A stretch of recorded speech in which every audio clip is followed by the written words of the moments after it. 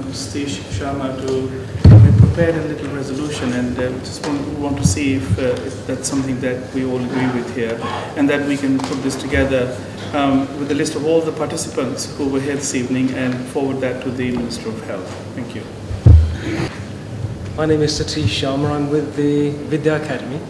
We're a Vedic philosophers group.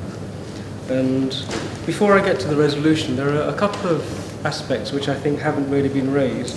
But bearing in mind the fight that we have on our hands, because it is a fight, I think those aspects which are moral should be voiced in this particular setting. Legislation is already on the books, and that legislation is coming through. And that legislation has no interest in our qualifications, our backgrounds. It's already there.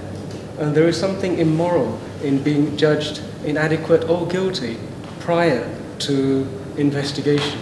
In this Houses of Parliament in 1794, William Paley said that there is one thing which is guaranteed to prevent the dissemination of growth and wisdom, and that is contempt prior to investigation. We are on the receiving end of contempt prior to investigation. And I think as a philosopher in this setting, it's probably my responsibility to add a little colour and a little seriousness as well in terms of the scale of the fight that we have on our hands. We're actually facing a civil service, a nameless foe, and it's the hardest foe to fight against. Some 65 years ago, a similar act was passed by a government, and in response to that act, a diminutive Indian stood up and addressed a gathering who were affected by this, and his opening words were, I can remember them, I remembered them when I heard about this gathering. His opening words were, "Let me make it clear to you as to what this act actually means, what this legislation really means.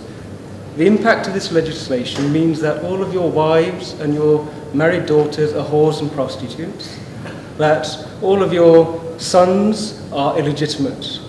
And that was Mohandas Gandhi who spoke when legislation had been introduced by a government specifically focused against foreigners. This legislation, its purpose its effect was to effectively make non-legal any marriage which wasn't Christian. And so those words were the words that he issued. And it strikes me that the similarity here is that we are on the receiving end of very similar legislation. If this act comes into force, the words that I would share with you are, all of us are charlatans and drug dealers. Our science is quackery, and your certificates are of no value whatsoever.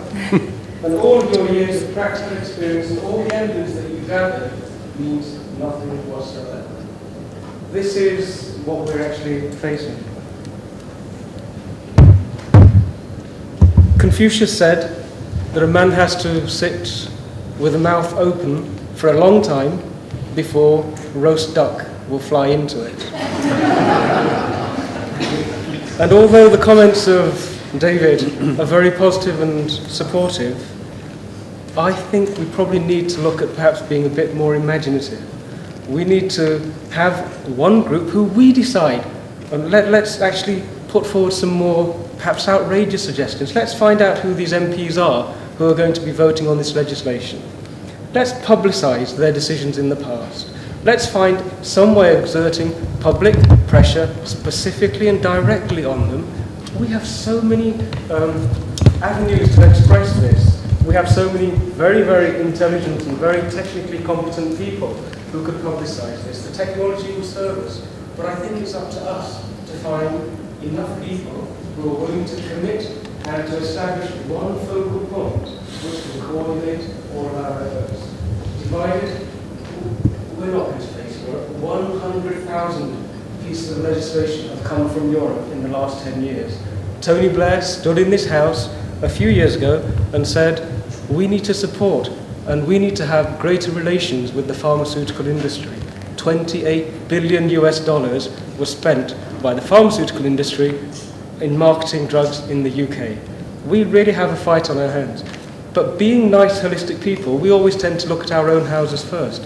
We need to get the evidence. Our opposition is not interested in evidence. 40,000 ADRs, that's adverse drug reactions, were reported in the US last year. That equates to one jumbo jet crashing every week, directly attributed to drug reactions. Do we have that in our industry? I don't think so. So we don't need to be on the back foot and justify. The evidence is already out there if there's somebody willing to actually pay attention to it. We need to move our own resources and get to a stage where we actually get a bit more respect for what we do, for what we have done over so many years, and what we have the hard evidence to be able to support. And so I would ask that this group start that process with a resolution which, if you can all individually and collectively as organisations support, perhaps through a focal point that we identify as well. And I would like actually to propose that we nominate Amarjit, who has actually brought us all together. This event has occurred here. This event has happened here in the House of Lords as a result of somebody deciding to do something about it.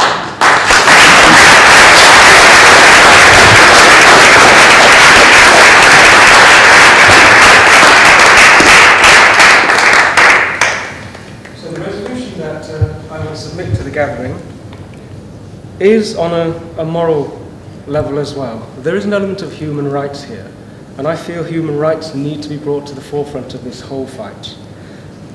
The resolution, this meeting hereby asserts that a citizen's choice of preferred system of medicine is a fundamental human right, that a democratic government has a moral duty to ensure that each of its citizens, of whatever background, race, creed, colour, culture, religion or ethnicity, is granted the freedom to choose, or not choose, the healthcare options they wish for themselves and their families.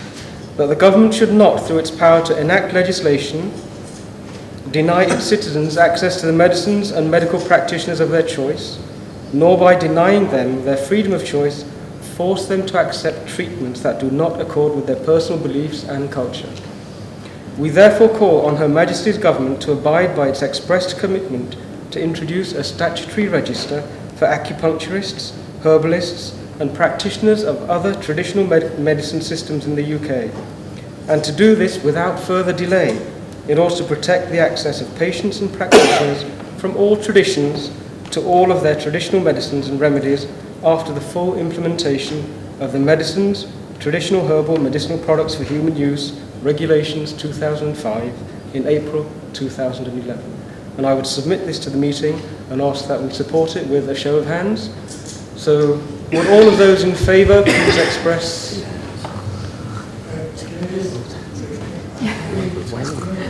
It's a show of hands. And so could we have any objections, please? Thank you very much. I would suggest that the resolution has been passed unanimously by the organisations that are represented here and the individuals who are represented here. Thank you very much for that, and I will pass you back to the Chair.